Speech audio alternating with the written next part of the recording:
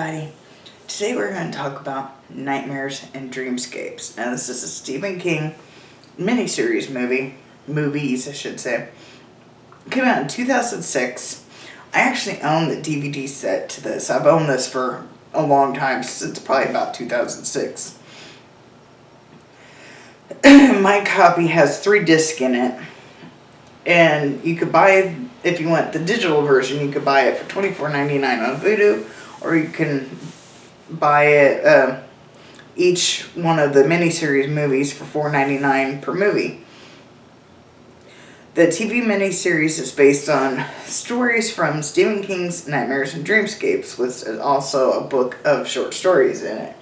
I used to carry this book around with me in high school, so I was excited when this movie came out. A few years down the road, I won't say how many. Excuse me. I read this book, carried around in high school. The first movie, there's no talking really. And then the Zuni doll from Trilogy of Terror, if you know what I'm talking about, it's not a Stephen King movie. There's a Trilogy of Terror that has, what's her name? I want to say it's Karen Black. She's like the main character in all 3 stories. And then the only story out of 3 anybody remembers is the Zuni doll. Zuni, not Zudi. And it makes a cameo in this movie. It doesn't do anything, but it makes a cameo. I tried to research, when I saw the doll, I tried to research a connection between the 2, but all I could find was that's all it is. It's just a cameo. And the dolls in this one, I believe this one was called Battleground. It was the first movie in the miniseries.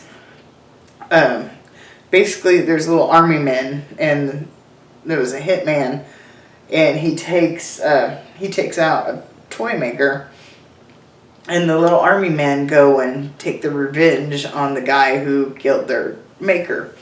I think Battleground is probably one of my favorite out of the whole miniseries. I don't have much notes about any of the other ones. I don't know how well you could see my typing. Nah, it's not showing up. But I put basically, most of my notes are off this first movie. The other ones, I just put like a short thing. Like, second deals with dimensions, like different dimensions.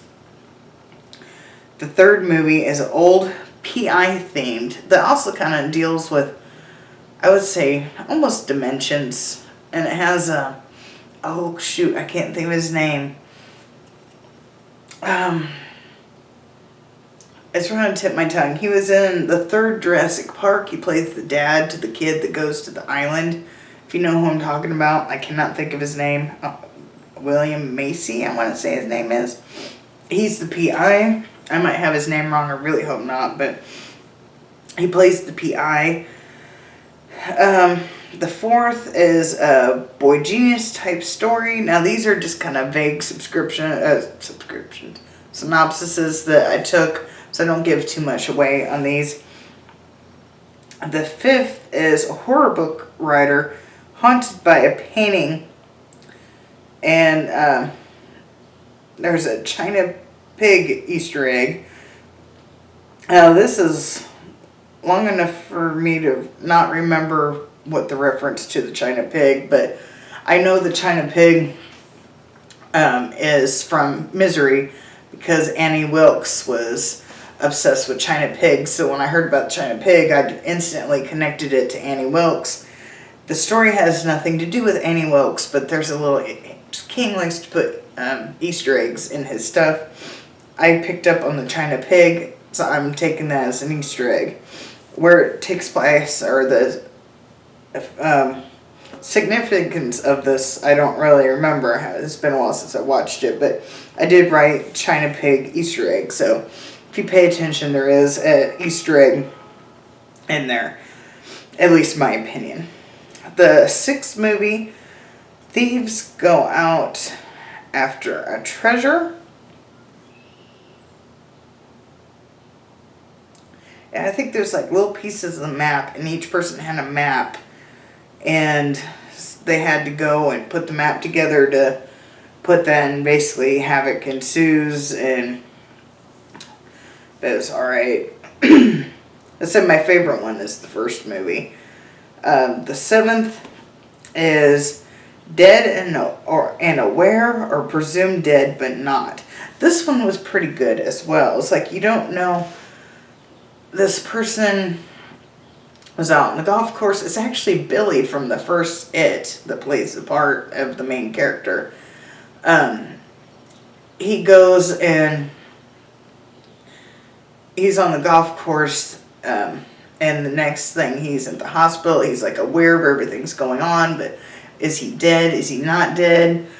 And it's basically, you find out at the end what's all going on. But this one is actually a pretty good one as well. And now the eighth one is Rock and Roll in Heaven. And this has, I can't think of his name, but I think he played Brian in Wings, if you know the show Wings. I remember watching that on USA. Cannot remember what else he played in. I did not write any of this. Now this one, I don't know if I was just tired or if this one was a little bit boring, but after so long, I ended up falling asleep and not catching the end of this movie. It's basically called, They Got a Hell of a Band, is I think the name of the episode.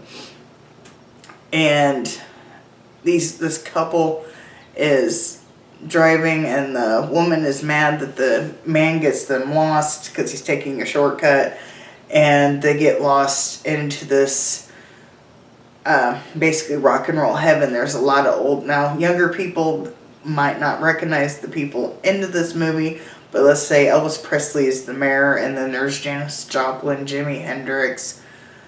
I can't remember who else was impersonated in this movie, but there's, a lot of the old greats were into this. So it was basically rock and roll in heaven type thing. I do not know how this one ended. I ended up falling asleep, and I did not get it back out and rewatch it, but I give it a 7 out of 10. IMDb gives it a 6.9 out of 10. My favorite is the first movie and the seventh movie, but it's definitely good, something to check out.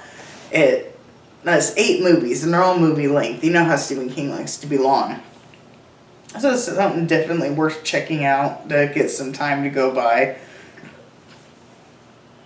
Regretting bringing my soda up here. I keep getting hiccups. But yeah, definitely like, subscribe, do all that fun stuff, and I'll see you next time.